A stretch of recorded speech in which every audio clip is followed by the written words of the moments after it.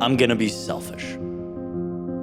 Because this message is exactly what I need right now. Exactly what I need to walk myself through. And so I'm gonna dive into it fully with the hope that in some context, in some capacity, you can pull this message or idea and inject it into your own life, whatever it is you're going through, whatever it is you're navigating.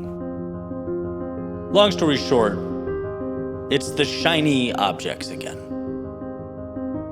It's forgetting what brought me here, what I love, what matters most. It's looking around, knowing the destination, but spending time doing me things that aren't bringing me there. So how does that happen? Misalignment tends to sneak up like a lion stalking its prey. In fact, sometimes I imagine the value of a giant mosquito net that could be placed around the things that matter so that all that complexity can't make its way in. Let the externalities remain external, right? And I walk and I think and I wonder, why is simplicity so difficult to protect? Why is alignment always seeking to collapse in on itself? And personally, why is my inclination, the second I stop paying attention, to wander off the tracks and navigate in circles? And well, that's the good news. It's like when you realize you've wandered off track or you're in arenas that aren't yours, you can finally do something about it. In fact, that may be the most important part. Life is about casting and reeling in, casting and reeling in. It's fire, aim, fire, aim, fire, aim. Maybe wandering places we shouldn't be shines the greatest spotlight on where we should be. It's the best way to wake up one's intuition. Because intuition tells you what you already know. But its magic is that it tells you so loudly that it drowns out the minutia. The brain needs the heart.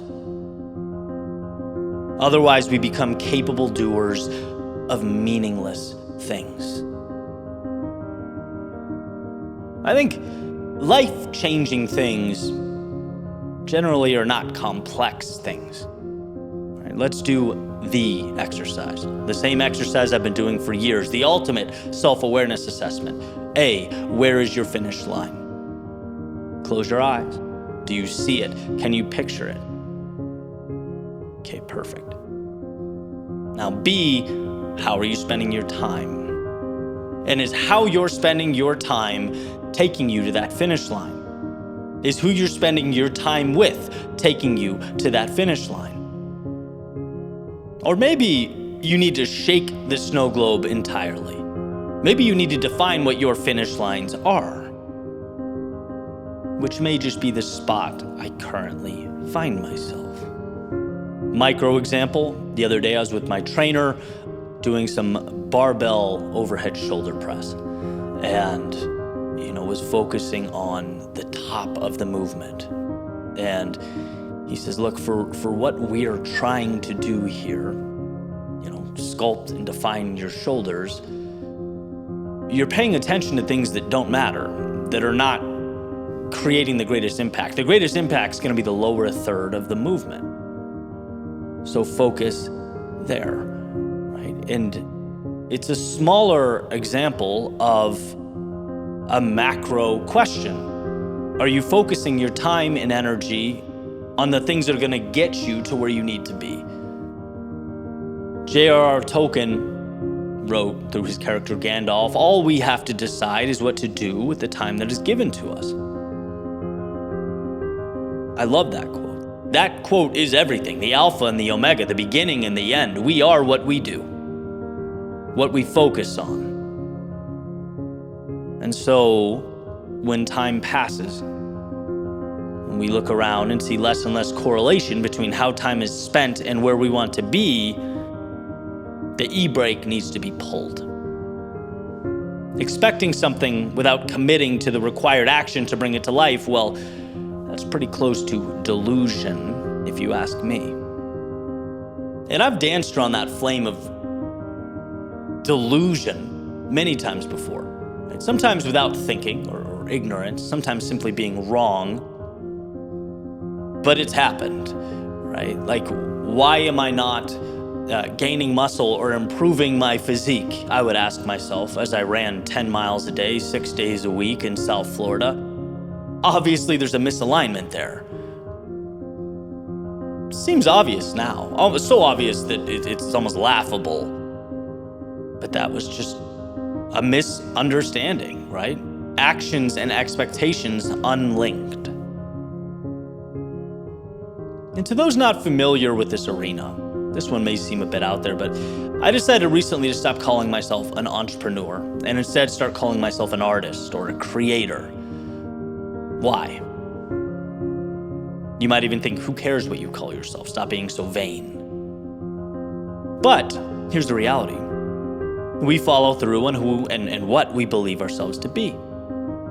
Sure, there are entrepreneurial elements in brand building, content creation, the media business. But also, my circle consists primarily of entrepreneurs. My friends all have businesses, have exited businesses, or growing and scaling businesses. And so naturally, without even thinking about it in a lot of ways, I start to look at my work more and more procedurally, systems, workflows, scale. Great, to an extent. But the magic is in the message, it's in the craft, it's in the creation. I've had to tell myself this 900 different times, 900 different ways. It's like that metaphor about the mosquito net I mentioned not too long ago. It's like, why is everything else trying to collapse in on that truth, on that simplicity? Because every time I deviate from me, I find myself wandering through a desert of discontent. I have to learn this same damn thing every 6 months. And, part of my realization is that's okay. I think growth requires a rewiring and readjustment. Consistent acclimation. But you have to continuously pull back in what matters, right? It was not systems and workflows that got me here. It was telling stories and helping people see the value that surrounds them. So it makes me happy. That's what I'm best at. And I feel like a kid on Christmas every time I come back to that, right? You stretch a little too far, learn, dial it in, find yourself stronger than you were. Stretch a little too far, learn, dial it back in, find yourself stronger than you were. It's like going to the gym, breaking the muscle down so that you can be built back up stronger. And so perhaps the value here is an opportunity for you to similarly think to yourself, what am I doing? And is it taking me where I most want to go? And if not, it doesn't mean you've wasted time. It's not an indictment on the steps you've taken or the paths you've walked. It's a celebration of the awareness, of the newness, the novelty in the next chapter. It's a celebration of the fact that you, just like me, can go anywhere we want to go next. The wake of the boat does not drive the boat. This moment in and of itself is new. It's a rebirth, a creation. What will we do with it? We go too far in order to regulate and find ourselves better than we were when that dust finally settles. But what's absolutely imperative is asking the questions.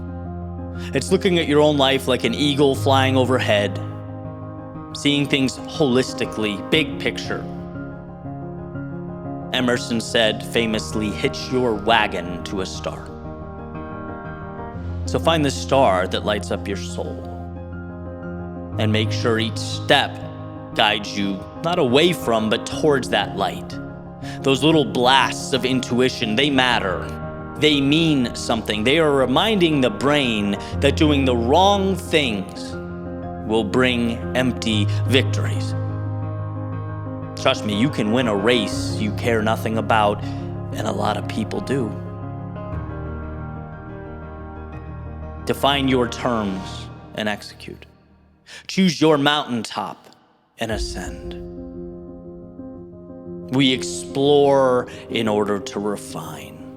So let each step be a chiseling away of what no longer serves you, so that you can capture the pieces of life that light up your soul.